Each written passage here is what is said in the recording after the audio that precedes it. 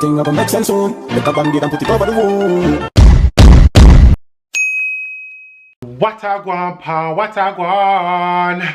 Welcome back to my YouTube channel, guys. So by the title of this video, I'm going to be talking about what popped up on the timeline in the middle of the night last night. If you're new to my channel and you do not know who I am, my name is Phillip, or Gade for short.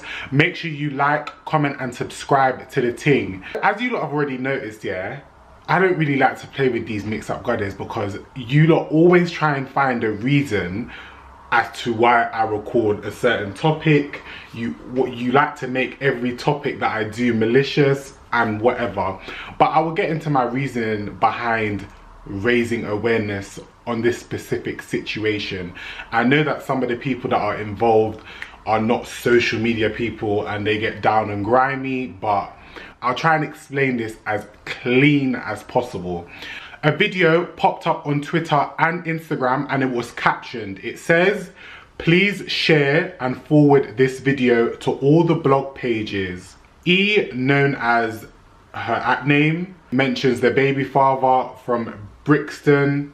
Green Arm N from Brixton put her at name, and B, another person's ex-girlfriend, and two other convicts held South London hairstylist Flo, known as Florence, Flo Hair Lounge hostage while she was forced to take and perform inappropriate sexual activities on E, N and V. They also picked her out and forced her to sell her V to men as they kept the money.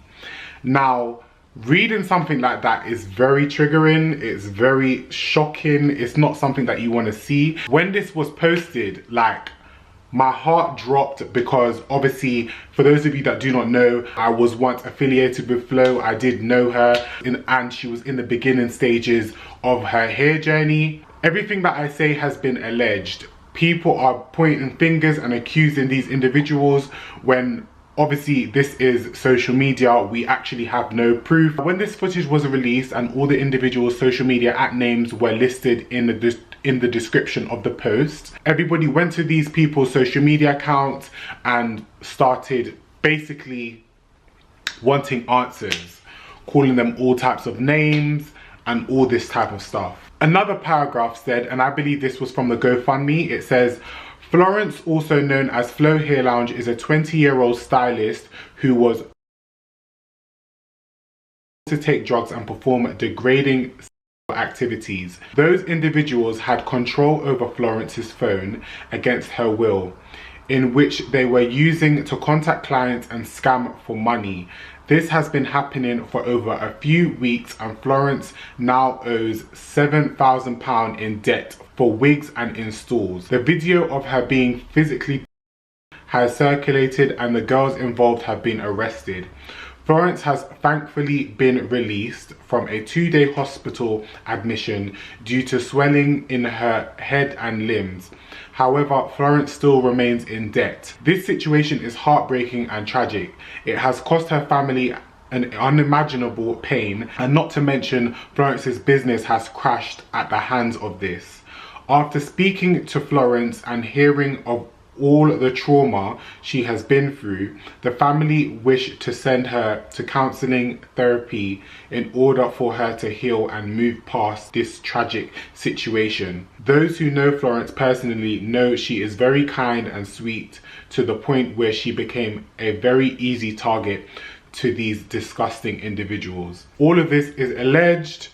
Also in the post, it is alleged that these individuals had taken bundles. They were ordering hair from the profit of the client. It is also alleged that they were transferring the client's money into their own personal bank accounts and using that money on themselves. As mentioned, Flo had no control over her phone. Fast forward onto that, one of the individuals, beginning with B, has gone onto social media. She's made her Instagram account public and then gone onto Instagram Live.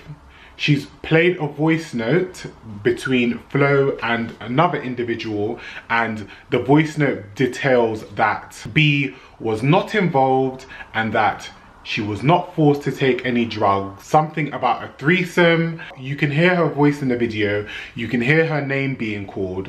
You can hear other individuals' names being called. We know that for a fact. What has the intake of drugs got to do with her being beaten up? That's what I want to know. None of the other individuals have posted anything regarding this. Nobody has made any remarks, only B. Getting Flo to clear your name and to state that you're not involved, it does not make you look any better.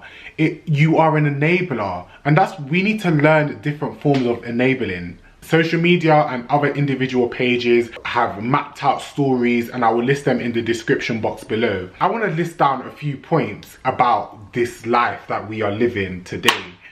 When you have a business, especially when you are a hairdresser or giving a service from your home, you are putting your safety and your family at risk. You are bringing these people into your personal space.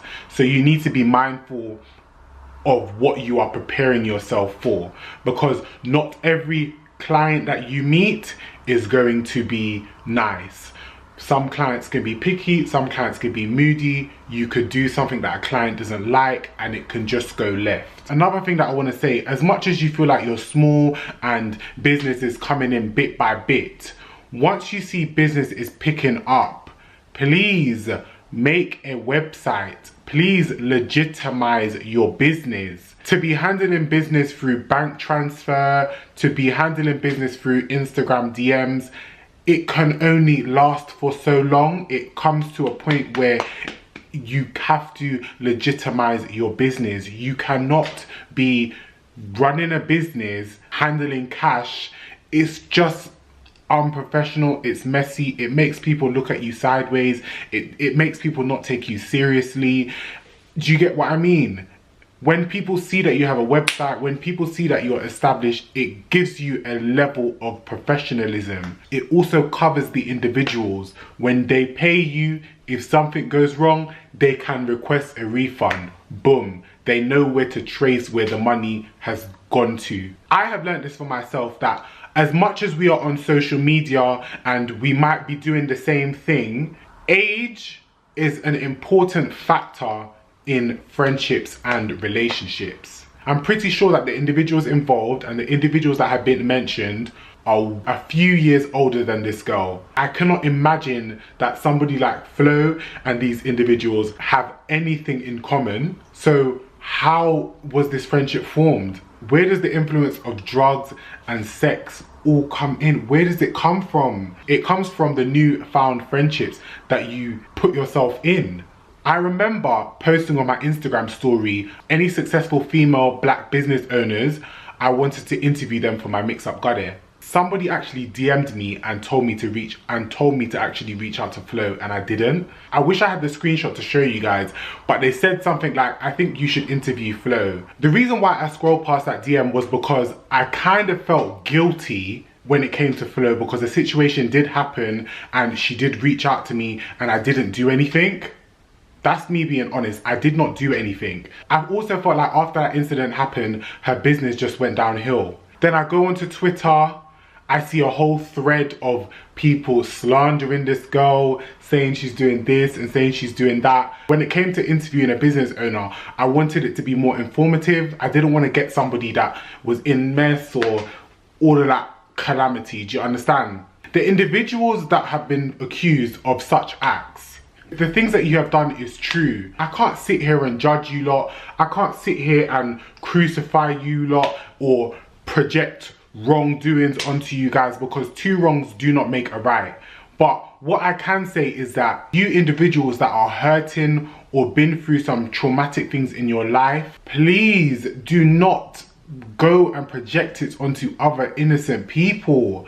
Do not go and invite innocent people into your surroundings that are not even familiar with this lifestyle that you're living, and then transforming your trauma onto them. It is damaging. That's another thing that we need to learn. Just because you have gone through something, it does not mean that those around you need to experience it as well. It's just a domino effect and nobody is happy. The Backchat episode will be dropping today and I want you guys to watch it, because I make comments about going onto social media and basically getting the public to hold the individuals that you're calling out accountable.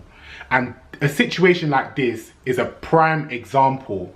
Imagine somebody going on social media and dragging you, not knowing the full story. It is so important for it to be clarified, because that post or those posts will be what you're known as. So I'm actually glad that this video was leaked or put out there. I don't know what the motive was when it was put out there, but I'm glad it was put out there. Those that need to be held accountable can be held accountable, and those individuals that need to answer the questions can answer those questions to who they need to answer it to. I'm going to attach the GoFundMe for Flo in the description box below. I do hope that in future, when any of us are going through something, ask for help. Ask for help. We need to start asking for help. Sometimes social media is your saving grace.